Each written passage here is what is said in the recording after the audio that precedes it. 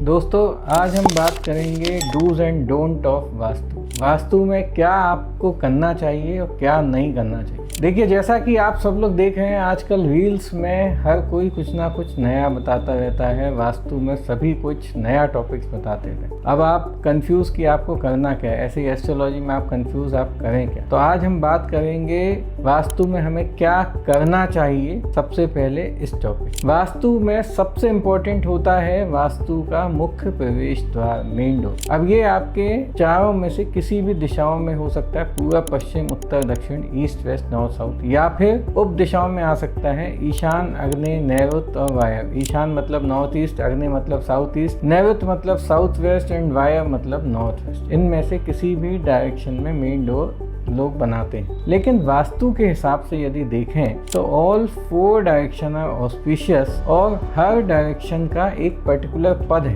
कि वहां से शुरू करके आप वो प्रवेश द्वार कितना भी लंबा ले सकते हैं। जैसे पूर्व के महेंद्र पद से, महेंद्र मतलब राजा इंद्र, पूर्व के महेंद्र पद से घर का मुख्य प्रवेश द्वार होना चाहिए। पश्चिम के पुष्पदंत पद से घर का मुख्य प्रवेश द्वार लेना चाहिए। दक्षिण के गृहक्षत पद से, उत्तर के भल्लाट पद से घर का मुख्य प्रवेश द्वार सर्वोत्तम फल प्रदान करता है। लेकिन अब यदि आपके घर ईस्ट फेसिंग है और आपको गाड़ी रखने के लिए आपने पोर्च बनाया है और आपने नॉर्थ ईस्ट में मेन प्रवेश द्वार लिया है तो ये भी चलता है, पर ये सेकंड पोजीशन आ गई। First position is always east का महेंद्र पद। सेकंड पोजीशन में आप नॉर्थ ईस्ट में मुख्य प्रवेश द्वार ले सकते हैं। पर मैं रिकमेंड ये करता हूँ कि यदि आपने गाड़ी रखने के लिए ईशान में पोर्च बनाया भी है तो भी आप ईस्ट के महेंद्र पद से एक छोटा द्वार जरूर दें जिससे आना जाना करें। इसी तरह पश्चिम में भी जब आपका मेन प्रवेश द्वार हो तो आपके 2 कॉर्नर आते हैं, एक नॉर्थ वेस्ट, एक साउथ वेस्ट। तो आप हमेशा नॉर्थ वेस्ट से बनाएं। उत्तर में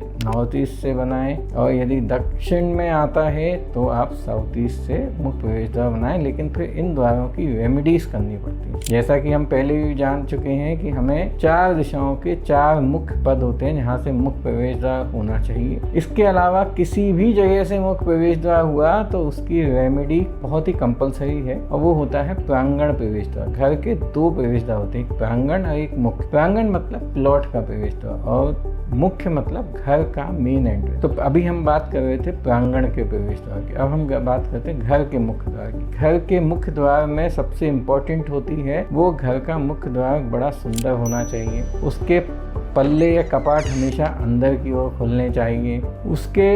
उसमें चौखट होना चाहिए। आजकल हम त्रिखट 3 डायरेक्शंस में तो बना लेते हैं त्रिखट, लेकिन नीचे वाली पट्टी हटा देते हैं। पर घर का मुख्य प्रवेश द्वार हमेशा चौखट होना चाहिए, और उस पर आपके सुंदर से स्वास्तिक बने होने चाहिए, बीच में ऊपर ओम बना होना चाहिए। ऐसी रेमेडीज यदि आप घर के मुख्य प्रवेश द्वार पे करते हैं तो सारी नेगेटिव ऊर्जाएं बाहर ही रह जाती हैं, वो उस द्वार से अंदर नहीं आती। अंदर से पॉजिटिविटी ही आएगी। मान लीजिए किसी व्यक्ति के साथ नेगेटिव सोच आ रही है तो आपको नेगेटिव इम्पैक्ट नहीं करेगी। इसलिए घर के मुख्य प्रवेश द्वार को डेकोरेट करना बहुत आवश्यक है। इसके बाद आप घर के मुख्य प्रवेश द्वार पर शुभ चिन्ह लगा सकते हैं, या जैसे शेर का प्रतीक लगा सकते हैं, हाथी लगा सकते हैं द्वार के दोनों तरफ, स्वास्तिक बना सकते हैं, ओम लगा सकते हैं, त्रिशक्ति सिंबल लगा सकते हैं, उसको बढ़िया डेकोरेट कर सकते हैं। ये सारी चीज़ें घर के मुख्य प्रवेश द्वार को करनी चाहिए। घर का मुख्य प्रवेश द्वार हमेशा लकड़ी का बना होना चाहिए, शुभ लकड़ी का, सागौन, शीशम, साखू, इस टाइप की लकड़ी का बना होना चाहिए। उसमें कभी दरार नहीं होनी चाहिए, बंद करते टाइम उसमें आवाज़ नहीं आनी चाहिए। इस चीज़ का विशेष ध्यान रखें। तो दोस्तों, अब हमने बात कर ली घर के मुख्य प्रवेश द्वार की और घर की शुभ ऊर्जाओं की।